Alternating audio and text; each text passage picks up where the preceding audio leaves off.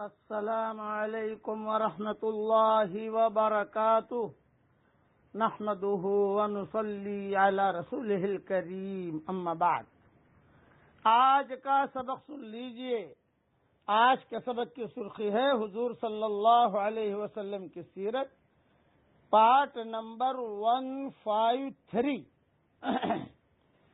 اب بیعت عقبہ ثانیہ کے بعد قریش کی بوکھلاہٹ۔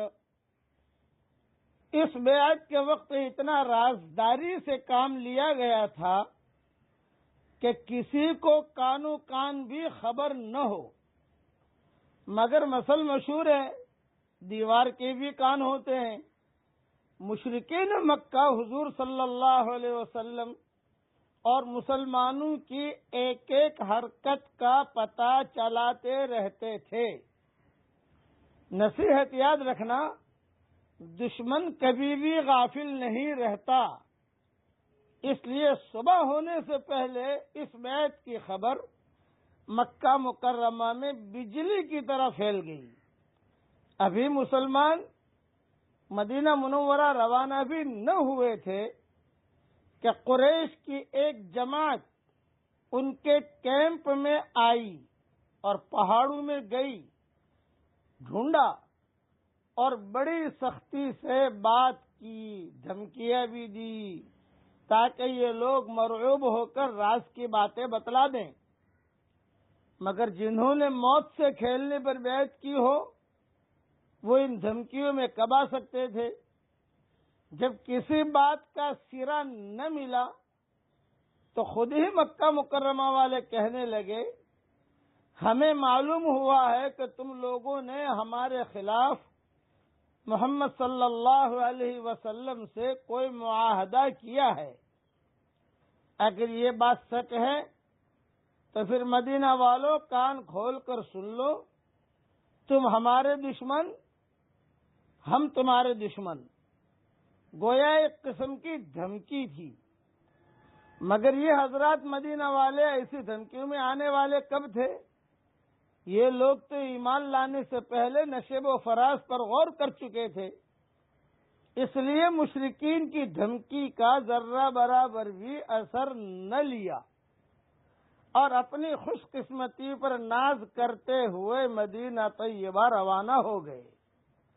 مشرکین اس قافلے کو پکڑنے کے لیے نکلے تو قافلہ دور نکل چکا تھا۔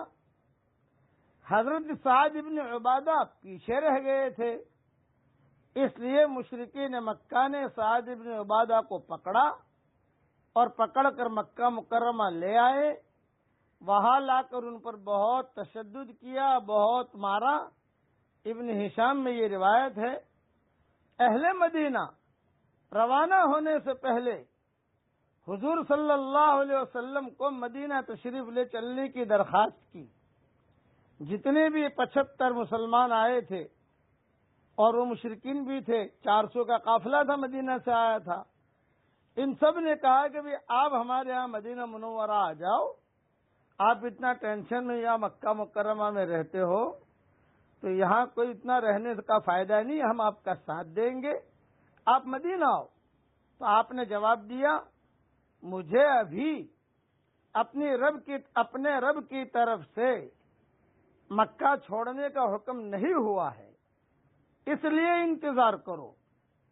بعد میں اللہ تعالیٰ نے اختیار دے دیا حضور صلی اللہ علیہ وسلم کو کہ یا تو آپ مدینہ کی ہجرت کر لیں یا بحرین کی ہجرت کر لیں۔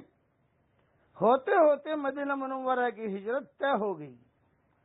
اب مشرکین مکہ مدینہ والوں کو تو کیا ستاتے، کیونکہ مدینہ تو دور ہے، لیکن مشرکین مکہ نے اہل مدینہ کا غصہ مکہ کے مسلمانوں پر اتارنا شروع کر دیا اور اتنا تشدد کیا کہ قتل عام کا فیصلہ کر لیا اور قتل عام کا خوف ہو گیا۔ مشرکین مکہ نے اعلان کیا کہ جو مسلمان ملے اس کو مکہ میں قتل ہی کر دو، بس کچھ سوچو ہی مت۔ مسلمان عورت ملے، مسلمان مرد ملے، مسلمان لڑکی ملے، مسلمان ہے، قتل کر دو۔ یہ مشرکین مکہ نے اعلان کیا۔ حضور صلی اللہ علیہ وسلم کو پتہ چلا تو آپ صلی اللہ علیہ وسلم نے صحابہ کو جمع کر کے مکہ مکرمہ میں یہ کہا کہ اب یہاں رہنا خطرہ ہے، اس لیے تم سب جو ہے یہاں سے ہجرت کر کے مدینہ منورہ چلے جاؤ۔ اللہ تعالیٰ نے آپ کو بذریعہ خواب مقام ہجرت دکھلا دیا تھا، اس لیے آپ صلی اللہ علیہ وسلم نے مسلمانوں کو یثرب ہجرت کرنے کا حکم دے دیا۔ آپ کا حکم پاتے ہی صحابہ کرام رضوان اللہ علیہ اجمعین کی ہجرت کا سلسلہ شروع ہو گیا، اور تھوڑے ہی دنوں میں کم و بیش 100 خاندان مکہ مکرمہ چھوڑ کر مدینہ منورہ چلے گئے۔ صرف گنتی کے ایسے مسلمان رہ گئے جو اپنے خاندان کی وجہ سے مجبور تھے۔ بقیہ تفصیل کل انشاءاللہ